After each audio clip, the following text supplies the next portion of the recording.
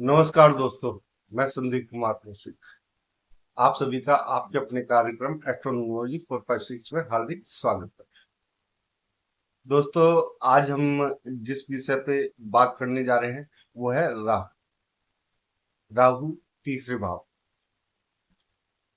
दोस्तों, ये जो मैं बताने जा रहा हूँ, ये बात जो है कई सालों की रिसर्च का नतीजा है, जो आज मैं आप लोगों को बताने जा रहा हूँ। मैंने कई कुंडलियां देखी हैं और रिसर्च किया है।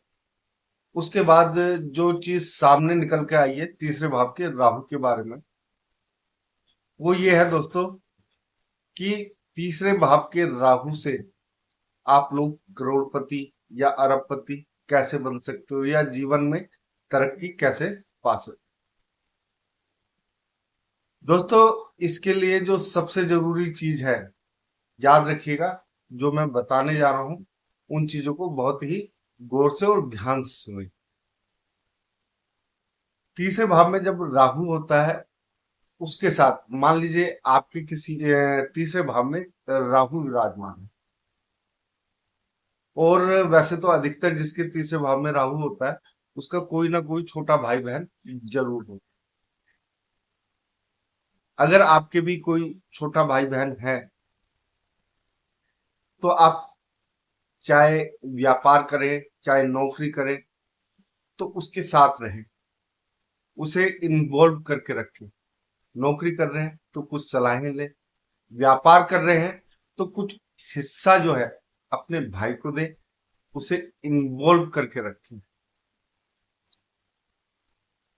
दोस्तों, अगर आपको लगता है कि आपके पास पैसा नहीं आ रहा है किसी भी प्रकार से, ये उपाय करके देखिए, उन्हें इन्वॉल्व करके देखिए। हाँ, ये मैं मानता हूं कि ये जो पार्टनरशिप है या जो भी है, वो ज्यादा लंबे वक्त तक नहीं चलती है। मुश्किल से मुश्किल 40वें साल तक आप साथ में रह सकते अपने भाई को। लेकिन इन्हीं वर्षों में, चाहे आपकी ग्रहों की स्थिति कैसी भी हो, राशि कोई सी भी हो, उससे कोई फर्क नहीं पड़ेगा। अगर आप अपने भाई के साथ ये कार्य करते हैं, तो जीवन में जितना पैसा आपको चाहिए, जितनी तरक्की आपको चाहिए, वो लक्ष्य जो है आपके लिए मुश्किल नहीं रह पाता है।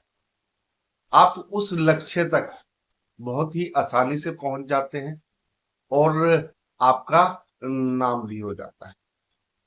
बहुत सारे उदाहरण देख सकते हैं आप लोग, स्वयं भी अपने आसपास भी। अगर आप ज्योतिष का भी कार्य कर रहे हैं तो भी आप इस चीज को नोटिस कर सकते हैं। ये बहुत से बड़े बड़े लोगों की कुंडली में है, जहाँ पे आप लोगों ने देखा होगा कि लोग जो है पार्टनरशिप में भाइयों के साथ काफी तरक्की करते हैं, लेकिन जब पार्टनरशिप खत्म होती है तो वो तरक्की उतनी नहीं रह जाती। पहली चीज, यानी कि इसमें आप जितना चाहो उतना धन कमा सकते हो, करोड़पति अरबपति आपको बनने से कोई भी नहीं रोक सकता, अगर पैसे का मामले में देखा जाए। अब आते हैं दोस्तों नेम और फेम के बारे में, यानी कि आप लोगों का नाम होगा या नहीं होगा। दोस्तों, तीसरे भाव का राहु एक ऐसी स्थिति उत्पन्न कर देता है, अगर आपका छोटा भाई या कोई रिश्तेदार है आपका, जैसे चाचा ताऊ है, हो तो उनसे वो ज्यादा बेटर है, तो छोटा भाई होना चाहिए, चाहे चाचा ताऊ का ही क्यों ना हो। ठीक है। ऐसे में अगर आप उसको लेके किसी क्षेत्र में निकले हैं, मान लीजिए राजनीति के क्षेत्र में निकले हैं, उसको साथ लेकर, तो ऐसे में जिसके तीसरे भाव में राहु है, यानी कि तीसरे भाव में जिसके राहु है, उसका छोटा भाई होना चाहिए।